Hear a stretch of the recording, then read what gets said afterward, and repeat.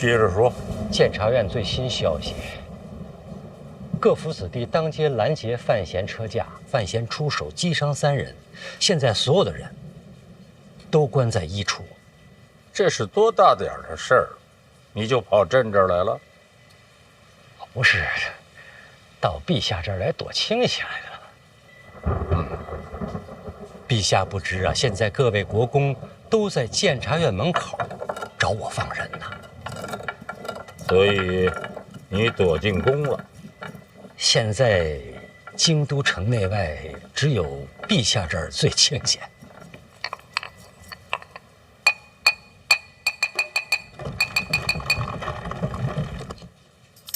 你躲什么呀？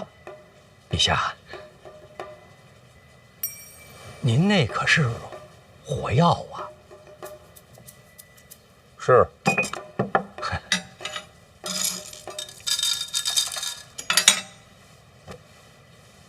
我问你，你们1处是不是不想放人？回陛下，抓人的是范闲，要想放人的话，也得找范闲才行。你们找范闲啊？范闲现在也躲在宫里。跪下！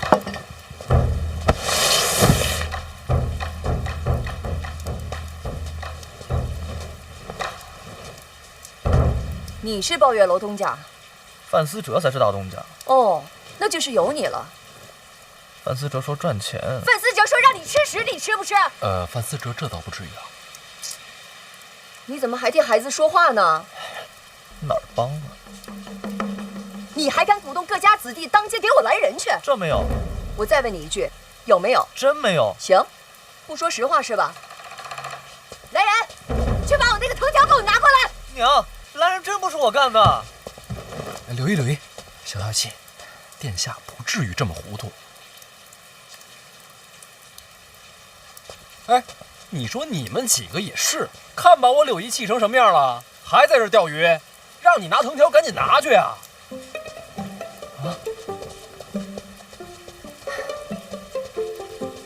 我让你不说实话，你说不说啊？疼，不说是吧？哎呦，说不说？娘，说不说？哎说不说？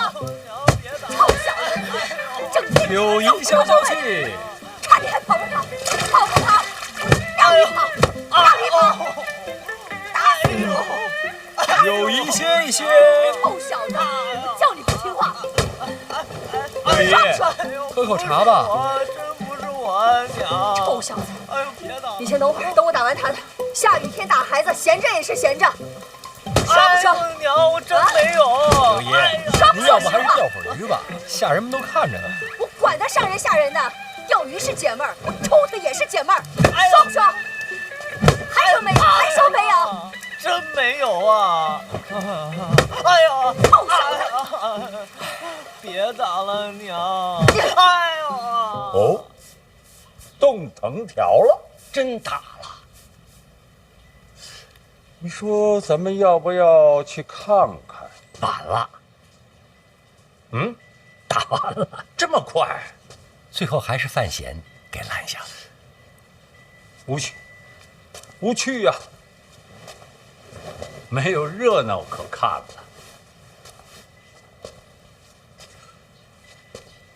朕想问，为什么宫里的事儿总是你比朕先知道呢？因为监察院就是陛下的耳目。看来赖明成说的一点都没错，监察院已经做大，无人能管了。说的没错，有道理。请陛下三思。三思？你总让朕三思。思什么？赖明成不管说什么都是错的，因为他是被陛下杖毙的。如果他说的都是对的话，你可真敢说。老臣忠心耿耿，知无不言。你就不怕有一天你和赖明成是一个下场吗？为国捐躯，不惧一死。得了吧，不去死。刚才你躲什么呀？陛下，这死亦有轻重之分。朕看最没轻重。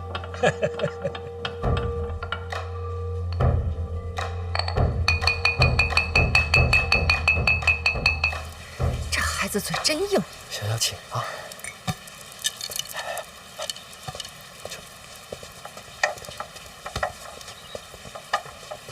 哎，这怎么拿走了？我还没打完呢。哎，刘毅，我觉得那群混小子拦路的事儿，他是真的不知道。我真不知道。这就是有人借机使坏，想让我和柳毅不痛快。以后少往宫外跑，听见没有？哦，贤儿，以后啊，你帮我多照应着。要论亲戚，这孩子还得叫你一声大表哥。柳毅别这么说，殿下是皇子，皇子也得认亲讲理啊。叫人。大表哥，孩子瞧着真喜庆。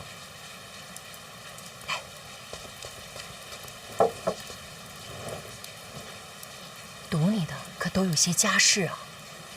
是，府上都有爵位，你都给抓了？都抓了，那可得罪不少人啊。不怕。傻孩子能不怕吗？官场就是人情世故。陛下要我做孤臣，我也只好铁面无私了。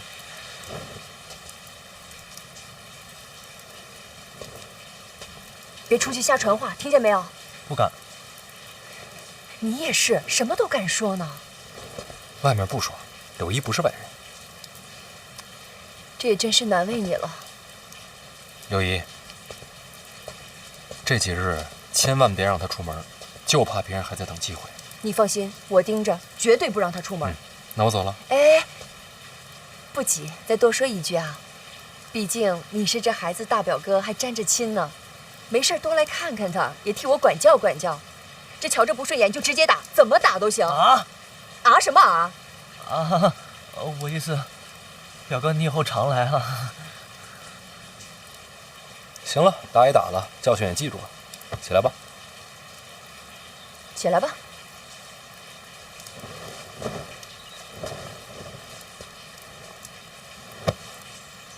抱月楼还去吗？不去了，我那是被骗的。那抱月楼以后是表哥的。柳毅，那我真走了。哦，对了，宫里送来了一些酸酪，你不是爱吃吗？我差人给你送到府上去。酸酪浓郁可口，柳毅有心了。留下吃个饭再走吧。别了，一堆国公等着呢。贤儿，那你路上小心点啊。好，多谢柳毅。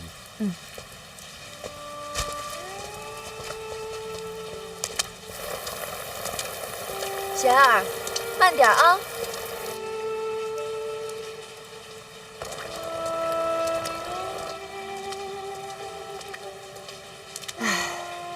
以后常走动吧。跟大表哥，可他还跟二哥在斗着呢。老二都禁足了。我跟你说，往后你能不能求个安稳，或许就看你这个大表哥的了。这次抱月楼的事儿，就是有人故意给你挖坑。这皇宫大内险过深渊绝境，其实娘不希望你留在京都的。你能明白吗？娘，我明白。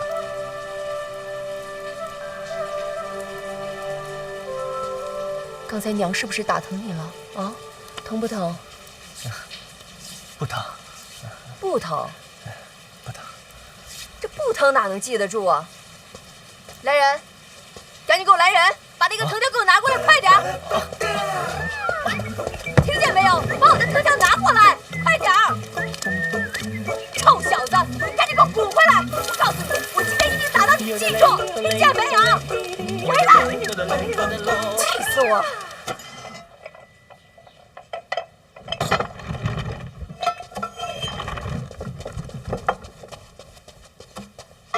陛下，叶家上了奏书，先给院长看看。不合规矩。你破坏的规矩还少啊！陛下说什么都是对。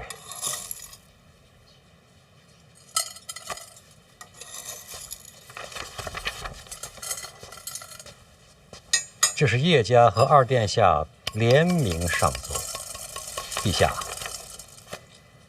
范闲继承庄墨涵书籍，文才经世，他们推荐范闲作为这届春闱的考官。对这个推荐信你怎么看？二殿下可是真聪明啊！刚刚进族就跟叶家联名上奏啊！叶家什么底呀？叶流云大宗师啊！这联名上奏，日后二殿下依然前途光明。他们的婚约是朕赐的，他再聪明也是陛下给的。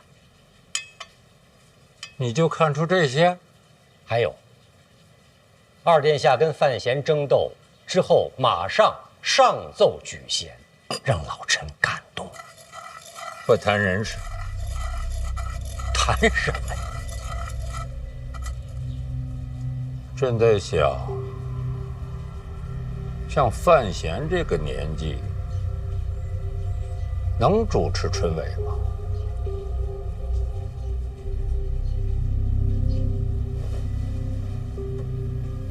你这是什么嘴脸？陛下，老臣不好说。刚才陛下说不要谈人，范闲恰恰是个人呐。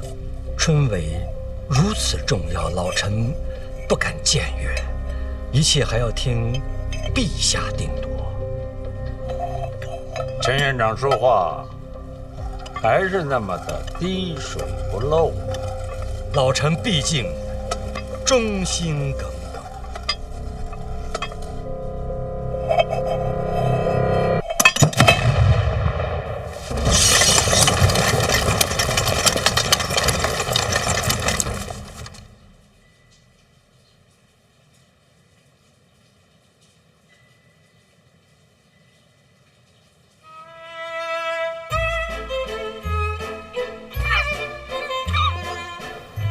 真诚啊！方公子，方公子，陛下口谕。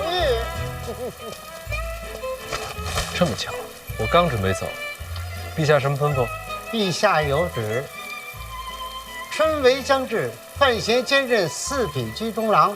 此次春闱，监督胡明抄录。恭喜小范大人，这一届学子该称呼大人一句作诗。居中郎，这官名有点意思，陛下先取的？哪能啊？居中郎自古便有。那侯公公觉得这朝堂之中，我该居中吗？老奴哪懂这些呀？居不居中，不都得靠着陛下吗？多谢侯公公提醒。哎呦，严重了，哪招提醒啊？随便乱说。哎呀，您看我这也没带些碎银。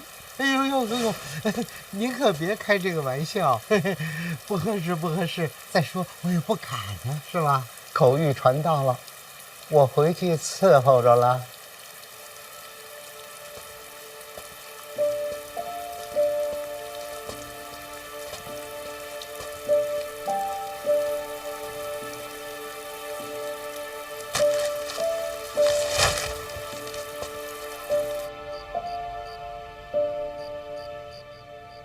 他头在动，明明看着我呢。哥，你回来啦！少爷，哎呀，不用跟我行礼。哎，回头跟你娘说一声，明天菜做的清淡点啊。知道了，少爷。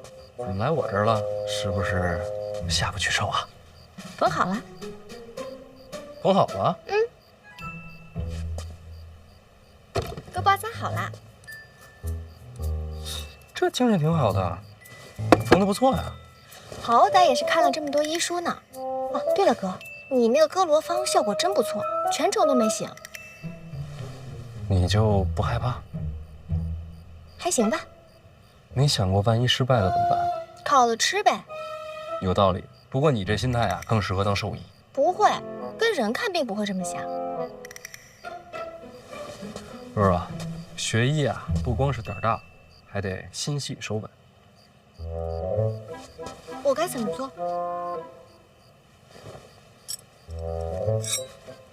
哎，捏着，放平，抬高。你头发里藏了这么多针啊？这不显得发量多吗？有道理。别什么都有道理。稳住，不许让它掉下来。然后呢？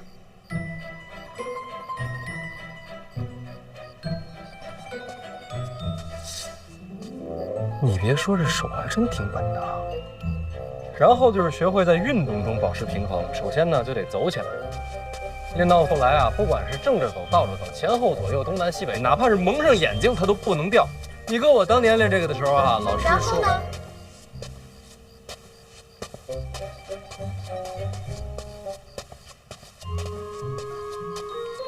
你是第一次练这个？对呀，手这么稳吗？是不是很有行医的天赋？算是吧。哥以前也练过，练过。也跟我一样可以挑着针走来走去。差不多吧。啊，那个若，这不用练了。我跟你说啊，这个啊，这只是第一步，一些皮毛、最微不足道的雕虫小技。学医呢，还是得多读医书，五脏六腑的位置啊，人体穴位啊，都得记牢。然后呢，就是找一个水果。水果？对，拿着水果，不停地割开再缝上，割开再缝上，不停地练习。不光练手稳，也练心细。我记着了。现在要练吗？不急于这一时，咱们今天先到这儿。那我先走啦。哦，哥，我差点又智商盆地了。啊？嫂子要找你。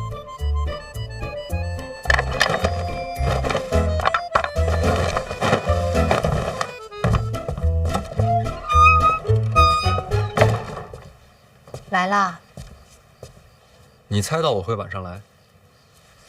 范大人，你来我这儿，晚上比白天多。你这话说的，显得我不像好人啊。勋贵子弟拦路打人的事儿，我听说了，这应该是二哥暗中推动。我知道，都是被他当枪使。那些少年，你该打就打，该训就训，陛下撑腰，那些国公勋贵不敢怎么样。大不了你打完了，我再登门赔罪，好歹有个郡主的身份，他们打碎了牙也只能往肚子里吞。婉儿，咱俩真是珠联璧合。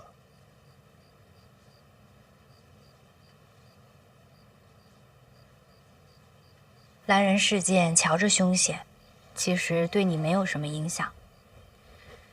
若是二哥真想报复，手段绝非如此浅显。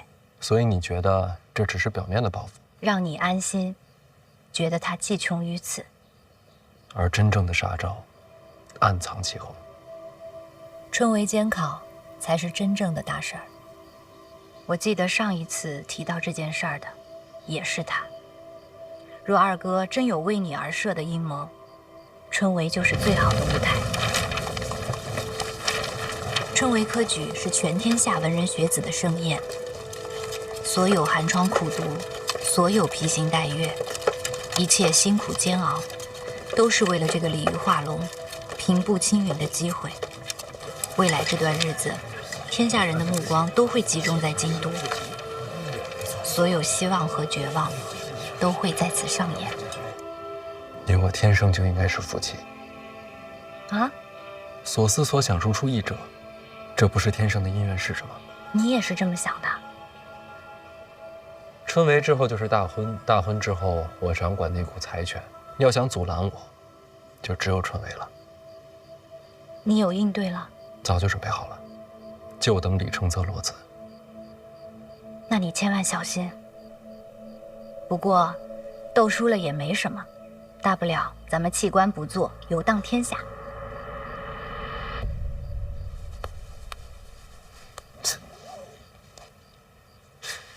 反正有你就行。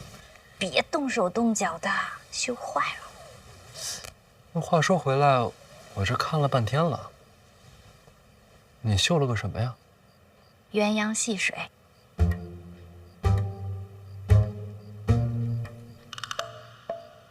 正是鸳鸯。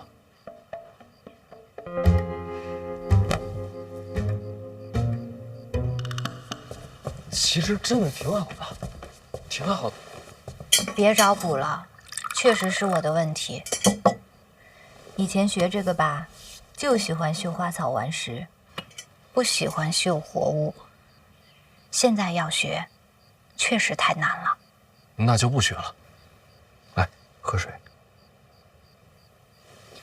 这是要送你的，不绣鸳鸯说不过去。送我？成亲的规矩。怎么还有这种规矩？不成文的习惯，这不显得大家闺秀吗？那你以前没练？以前觉得自个儿活不到成亲。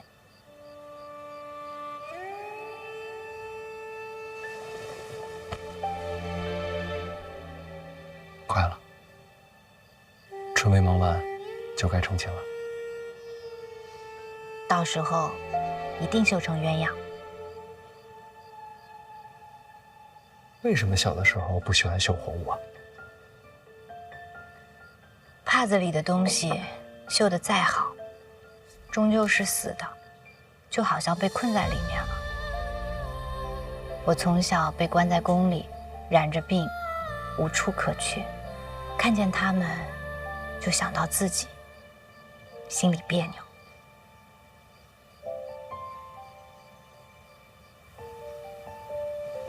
没事啦，现在有你啦。我在儋州长大，儋州是个港口，每天都有很多的船来来往往。等到日落的时候，海上的飞鸟随风起落，放眼望去，全是生机勃勃。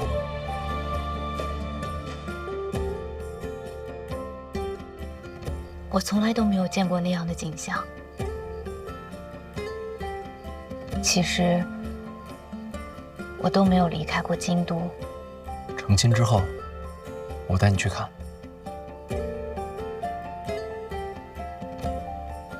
我一直有一个梦想，等到所有的麻烦都不再是麻烦的时候，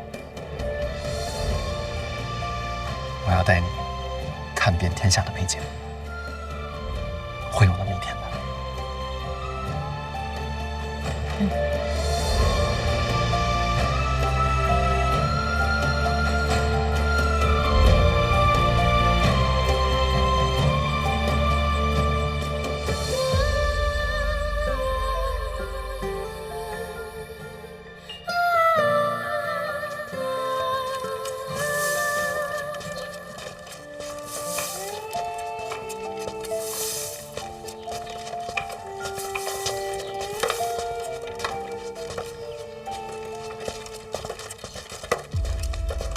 掌柜的，有空房了吗？我昨天来时客满，小二说让我今天一早过来碰碰运气。您稍等。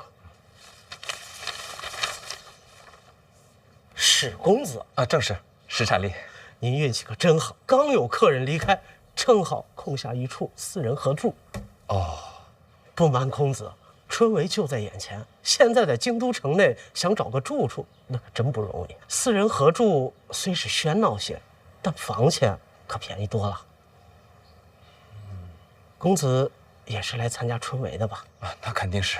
既是考生，能否看下官府发的文书？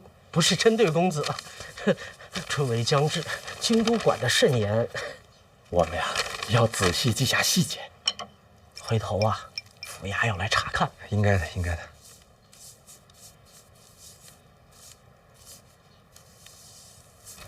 掌柜啊，有没有更便宜的？还要便宜？不跟人住也行。不跟人，没有这种房间。那有没有，比如说，你给我钱的那种？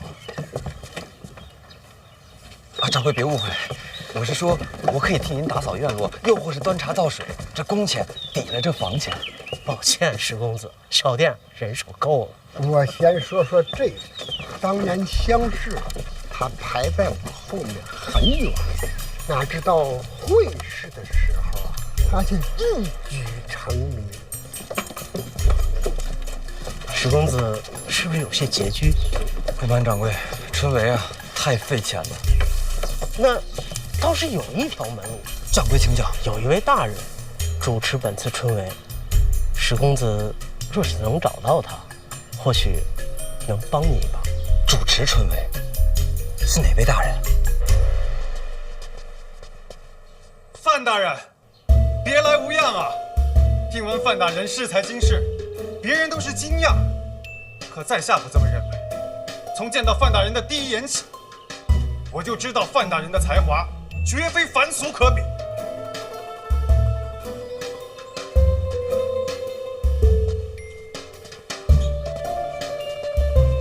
你谁呀？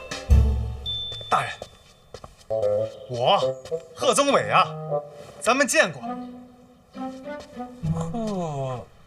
贺宗纬，有点印象。京都府衙上，你还帮郭宝坤跟我打过官司，是不是你？大人，那都是国家逼迫我的。行了行了，别跪了，我只能假意迎合，其实我心中根本就不耻啊，大人。拉起来，拉起来。行了行了啊，咱起来说。来，谢王大人。那你说你是贺宗纬，但这看着跟以前不一样啊。哎，这相由心生，如今摆脱了郭家，心意高远，这长得豁达了一些。照你这么说，全赖郭家，与你无关。与我无关啊，大人。我这一直想着记录郭家的恶行，就想着有朝一日报与大人，为国除奸呢。那怎么也没报啊？这不是大人的动作太快了吗？这郭攸之都入狱了，而在下也逃脱了魔窟，这一切都要感谢大人。大人就是贺某的再生父母啊！可别，你看着比我老，精神上的父母。你这是认亲来的啊？在下一生所学，都是为了献于庆国，献于陛下，献于大人。站住！参加春闱的吧？正是。找我干嘛？拜师啊！大人才华经世，又是贺某的再生父母，我等读书人就是为了忠孝节义。若贺某不来拜师，这天理难容啊！知道我是考官了是吧？绝对不是大人。大人，贺某是真的敬仰大人。大人，你是知道我的，我这个人最重礼义廉耻。若非大人换了旁人，我这说什么我也跪不下去呀。那你倒是站着说呀。我就跪着说，贺某一片赤诚，不知大人是否愿意收孩儿为明灵之子？孩儿愿天天侍奉义父左右，为义父尽孝。这刚才还拜师呢，这会儿都义父了。义父，孩儿飘零半生，孤苦无依，还望义父成全孩儿。大人，赶紧起来！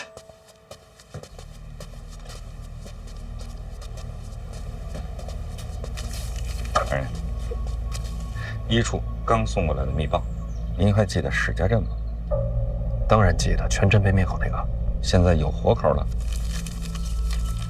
史产地。史家镇被烧之前，他就来进京赶考了，所以他是整个史家镇唯一留下来的活口。昨天到了京都，按规矩呢，学子入住客栈，需要核实身份。邓子越得着信儿，立刻就递过来。唯一的活口。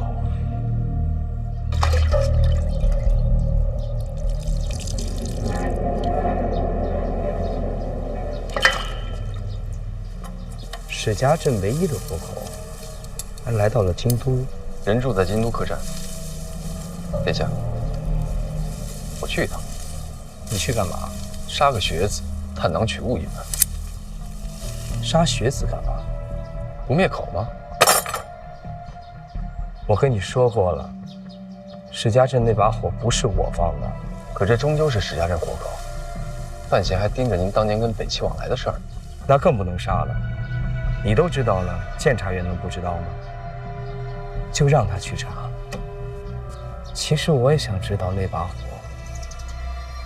到底是谁放的。人在哪儿？同福客栈，医术啊已经悄悄地把那儿给围了，以防别人暗中动手。邓子越做事还是仔细。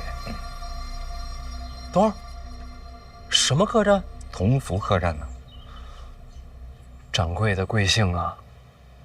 同福客栈，姓童吧？男的还是女的？男的吧。大人要想要个女的，我也可以给您想办法弄。边儿去，我什么都不想要。你可以走了。义父，闭嘴！读书人该有风骨。孩儿我趋炎附势，蝇营狗苟。贺宗纬，今日我不打你出去，就已经算是心软了。读书人不能做狗，也不该做狗。孩儿是真的敬仰。滚！哎，孩儿先行告退。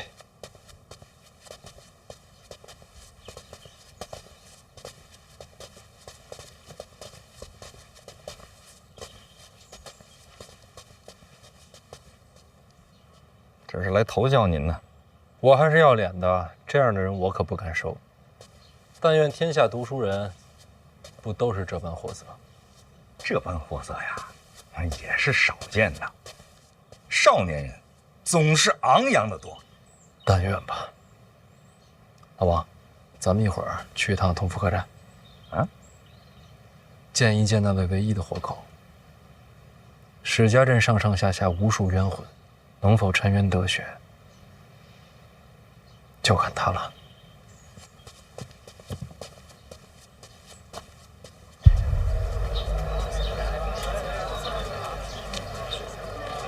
读书人不能做狗，也不该做狗。话都是好说，可人难做。酸辣，好喝的酸辣。留步，改日再聚。改日再续。小心。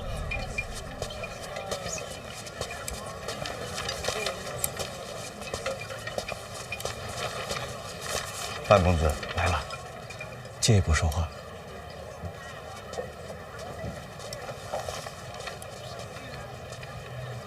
大人，石产明住这儿？正是，住的4人间，同屋还有3位考生，这是姓名。杨万里、程嘉林、侯继常，家事正在核查，很快就会有结果。还有大人，这是石产力入住客栈以来一言一行的详尽记录，请过目。这都查了，未雨绸缪嘛，万一大人用得上。还喝酒了？与3位考生相谈甚欢，喝了几杯，酒量倒是一般。这会儿人不在客栈？是，人正在考院。离考试还有那么多天，这会儿去考院做什么？在砌墙。砌墙？用点心啊！来，强拿轻放，慢点，好嘞。后边行，别碰坏了啊！慢慢点啊。大人请看，这些都是参加今年村闱的考生。那边2个。他们这干嘛呢？帮礼部翻修考院。翻修考院？那不是工匠的活吗？怎么让学子干？是。礼部尚书郭征郭大人提议的，说是学子众多，家境不好，京都物价甚高，贫寒学子活得艰难。所以说，这工钱与其让工匠赚，不如让学子赚。正是，自愿参加，既可以提前感受考院的堂皇气象，又可以挣些银两维持生计。那这么看来，这位尚书还蛮体恤民情的。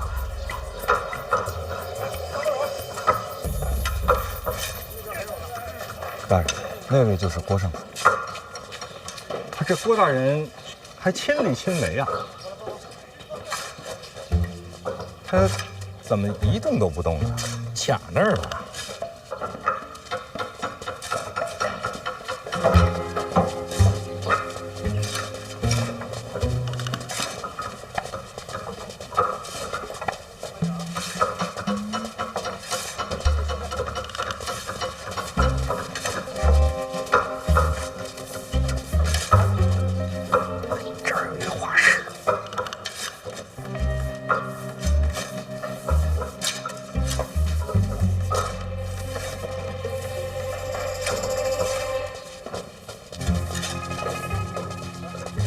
确实啊，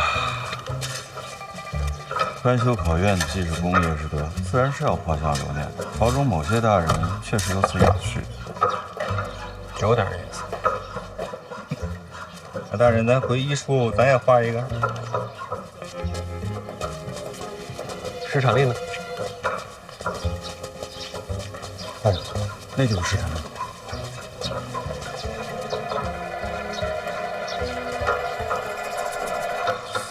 他这也是画像呢？这没看着有画师啊。部位倒是不严，部位自然护的是尚书大人，没人在乎这些缺憾。里边再过来2个人。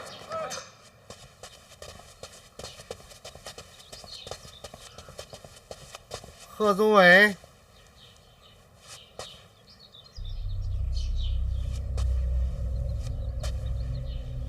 想不想入官场啊？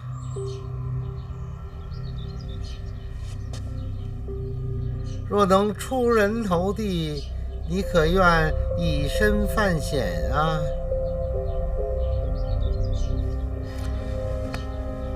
敢问阁下是？大家都小心点啊！好，李兄，对，阁下是？史兄把我忘了，咱们见过的呀。咱们见过吗？史兄是不是住在同福客栈？那倒是，4人同住。没错。家在边境，史家镇。你怎么都知道啊？你跟我说的呀。我跟你说过啊。那天醉酒，咱们聊过几句。啊。那晚有兄台吗？在茅房的时候。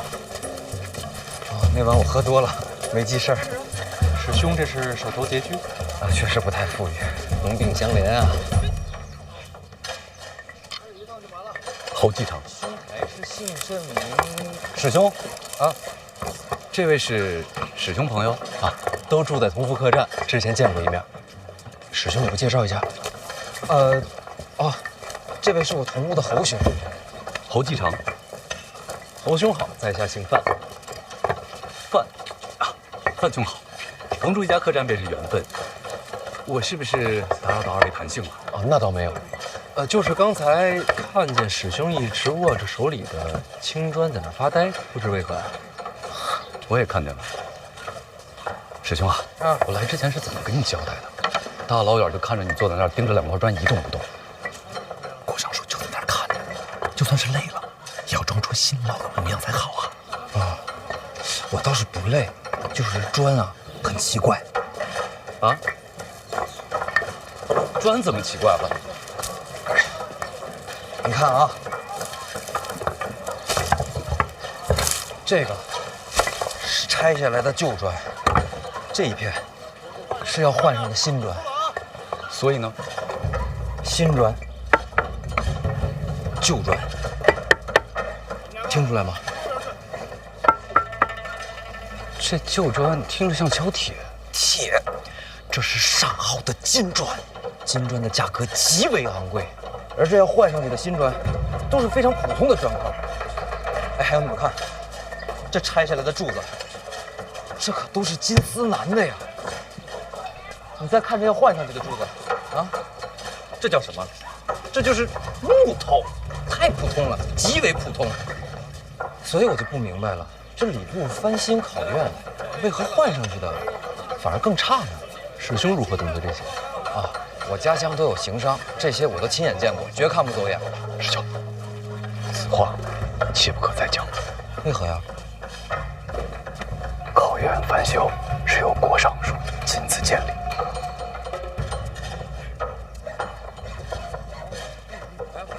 那就更该告知郭尚书，免得他被人骗了。此事与你我无关，最好啊，视而不见。可是，相信我。哎，为何视而不见？以次充好，说没有贪官作祟。我等读书之人，明德之理，怎可视若无睹？小声些。别见怪了，他俩老这样。你堵得住我的嘴，你堵不住天下这幽无故。算我求你了，听我把话说完。大兄，喝水。多谢。我给你介绍一下，这位是泉州杨万里，在家乡颇有名望，乡试名列前茅。我等4人啊，杨兄才学最高。杨兄，幸会。幸会。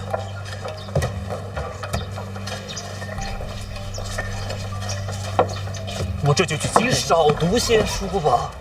就算是告发，我们的话谁会听啊？听说小范大人现在你认识小范大人吗？我可以认识。郭尚书认识小范大人吗？那是自然。你们2人谁和小范大人熟络？郭尚书。人家2人共同掌理春闱，要是早有往来，又当如何？我明白你意思了。你的意思是，小范大人和郭尚书沆瀣一气，狼狈我可没有这个意思。那你是什么意思？我的意思是，忍了，莫再提这件事了。如果这都能忍，那读书何用啊？就算要管，也不是现在。那是何时？杨兄，我问你啊，我们来京都是为了什么？做官。那我们来考院做工是为了什么？也是做官。那你现在做官了吗？没有。要管闲事，就认到我们也是官。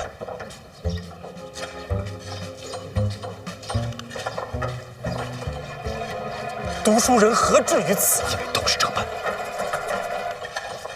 告辞。哎，杨兄，杨兄，明明是个书生，还跟莽夫似的。哎，老兄，你刚才说这来这做工也是为了做官，何意啊？啊，没有，生活拮据，赚些吃饭钱罢了。除了钱财，侯兄在来之前还交代过我们这其中的关键。师兄，无妨。师兄都是学子，是懂得分享。侯兄说了，咱们来做工，不仅仅是赚钱，也是为了露脸。露脸？咱们这些来做工的学子都会在册上留下姓名。郭尚书本人就在现场，咱们最好能让郭尚书记住咱们的名字。记住名字？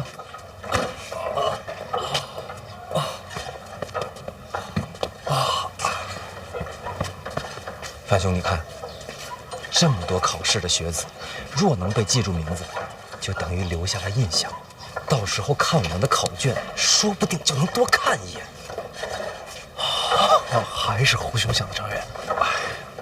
如若不然，我们这些人哪有机会上榜啊？春闱考的不是才学吗？才学没有用，我们身份低微。这跟身份有何关系？范兄有所不知啊，每年春闱有多少学子？怕是成千上万吧。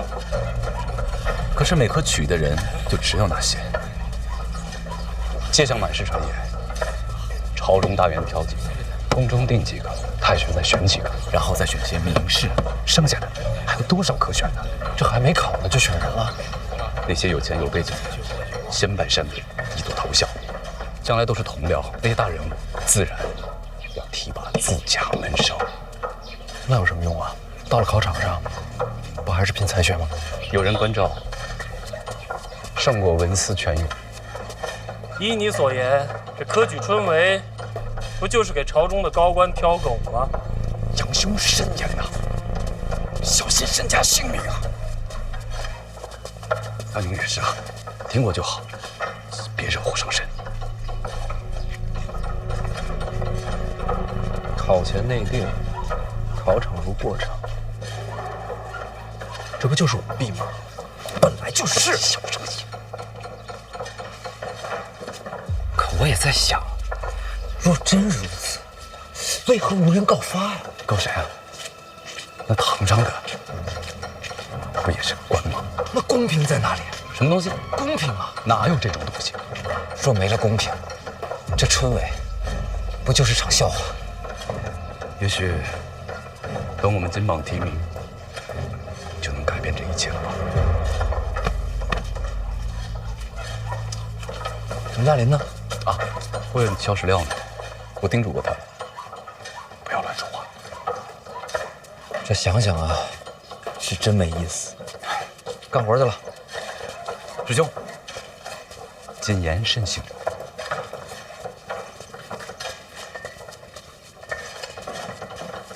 范兄，帮个忙呀。侯队长，哎，这也太厉害了，一个人搬了这么多趟。应该的，应该的，辛苦了。你这么歇会儿，一上午看你没喝水了。哎呀，没事没事，好，应该的啊。不用吗？我再帮你多搬几趟。好了，好了，好了，好了，要不要？不用了，够了。哎，范兄，来，吃个饼，你自己吃啊。那行，改天请你喝酒。好嘞，多谢啊。哎。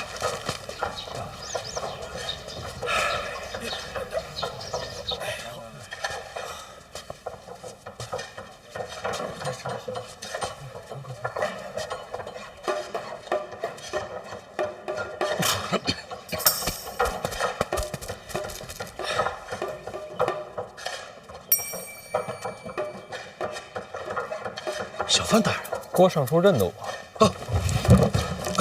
朝堂之上见过小范大人的英姿。那个，这次春闱，郭尚书才是主官，可别喊我大人。小范大人前途无量，他日必将一飞冲天啊！小范大人怎么来考院了？路过，也想见见郭尚书。郭某也早想结识小范大人。快走！不必辛苦。郭尚书，我就问你一句，请讲。这考院翻修，石料砖块以次充好的事儿，你知道吗？也不是太次，也都经久耐用。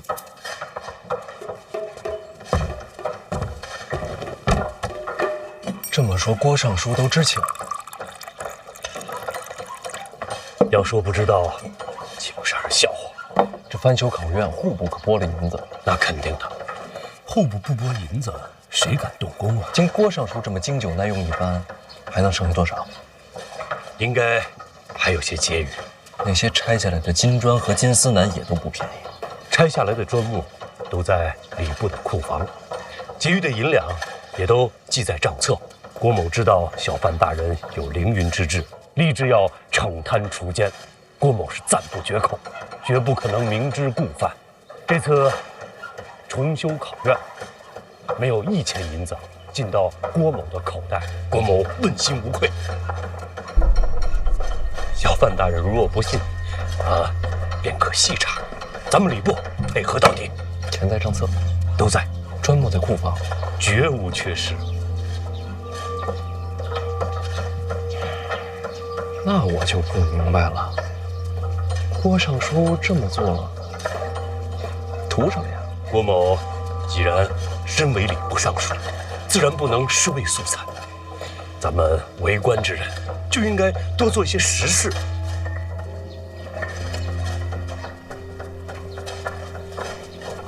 懂了，这翻修就是实事儿，实事儿就是政绩。政绩，这词儿用的巧妙啊，以前都没听说过。政绩，还给自己画了画。证明郭某做过此事，以后也好有个纪念。那省下的那些银子呢？礼部人也不少，拖家带口的都不容易。逢年过节买些酒，买些肉也是应该的。你说呢？库房里的砖木呢？咱们为官清正，各家府里多多少少都有些破败，也要整修整修。用库房的砖木，绝都合规矩的，绝不违律法，都在规矩内。那肯定都在。郭尚书为官多年，对这朝堂的规矩吃的是真透。为官清正，但也得活命不是？就不怕这些学子知道了？他们知道有什么用？万一将来谁金榜题名了，参你一本，也是个麻烦。小范大人，刚才都说了，全都合乎规矩。啊，再说了，外面这些人也不可能登榜了。什么意思？这次出梅啊，在这个名册上的，都将会沦为废稿。为何？这些学子心思狡诈，他们为什么来这里做工？无非不就是想在我们面前留下点印象？这种投机取巧的学子，岂能录用啊？只是想想也不行。读书人啊，最重要的就是品性高洁。正像郭某，绝不能容忍这些蝇营狗苟。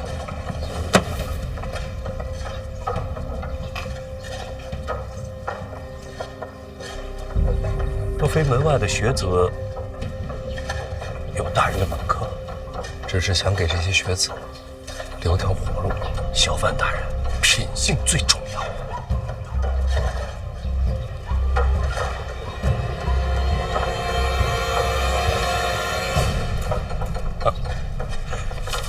就像我，无条件的相信小范大人的品性。您想做什么？我没意见，按你的来。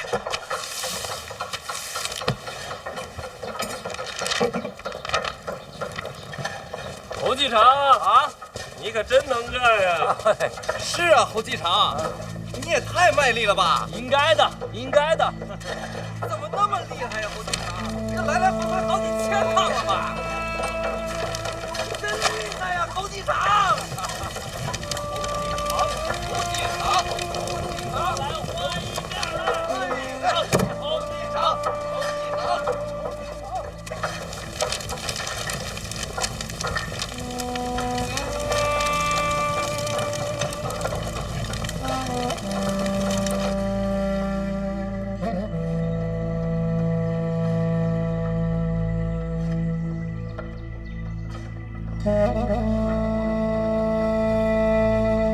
明亮天光，地协顺利，载臣之任。张善任道，积浊引情乎善。君子之道，造端乎夫妇，及其志也，达乎天地。哎呀，这些学子们啊，到了京都租房就不便宜，这家境贫寒的，就得想点赚钱的法子。人是真不少啊。那是啊，天下读书的种子，这会儿都在咱京都了。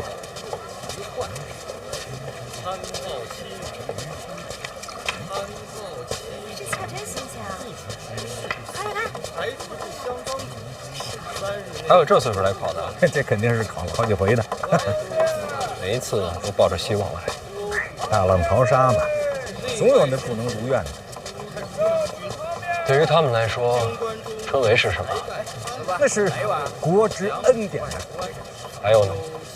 这就是大人所说的改变他们命运的机会。是啊，多年寒窗埋头苦读，为的就是这么一次机会，一个本来应该公平的机会。素富贵，行乎富贵；素贫贱，行乎贫贱；素夷狄。春闱舞弊，你听说过吗？哥们，够肥的，这监察院的吧？这一看就不是跑远道的。我就没拿东西，要不然我就别跟我打岔，我就随便问问。在上位，你随便说说。在下位，学上，正邪而不求于人。那我就随便说说。则无怨。这春闱之前呀，很多学子那都已经登门拜师、卖身投效了。这些人考都没考，就把前程定了。考场不过就是走个过场。来百公也，柔远人也，怀诸侯也。修身则道立，尊贤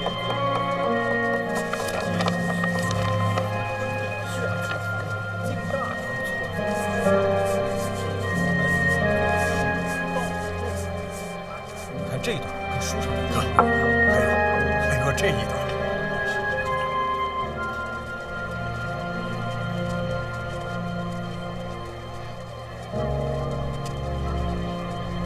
那他们呢？他们，哎呀，没这个命。这些事儿，监察院不知道吗？多少也知道些。不是监察百官吗？这都不查。能收门生的，那都是真正的大人，不好查。有些他根本就不敢查。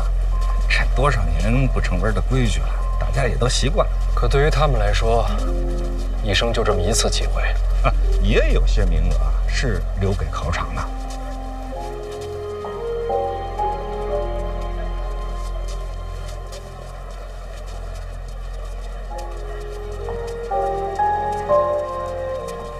这不公平。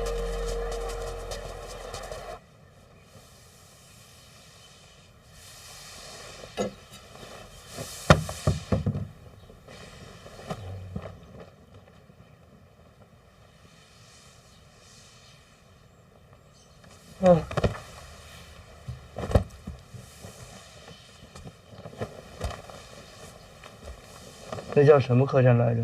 同福。范闲去了？去过了，人没在，又去了考院，找那个什么史产力，见过了，不过好像没怎么聊。咱们的人远远看着，说史产力神情不见悲痛，这史家镇全灭的消息，他应该还不知道。什么都没告诉他，那去干什么呀？是啊，白跑一趟。也不知道这范闲到底在想什么。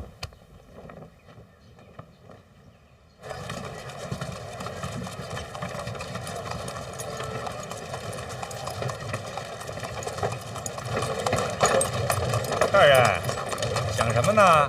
其实也没想什么，没几天就是春闱了。这个时候知道家乡没了，史产力还怎么考？等等吧。一处也守着呢，等他安心考完，再看看该怎么办。大人，真的是不一样啊！又哪儿不一样了？这要换做其他大人呐，谁会在乎这些？总得把人当人吧。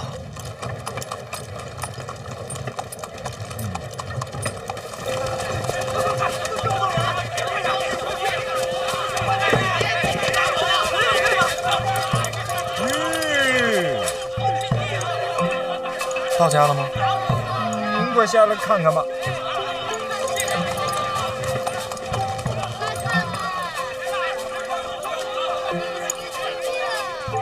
就是敬仰小范大人啊，一点小意思啊，收下收下啊。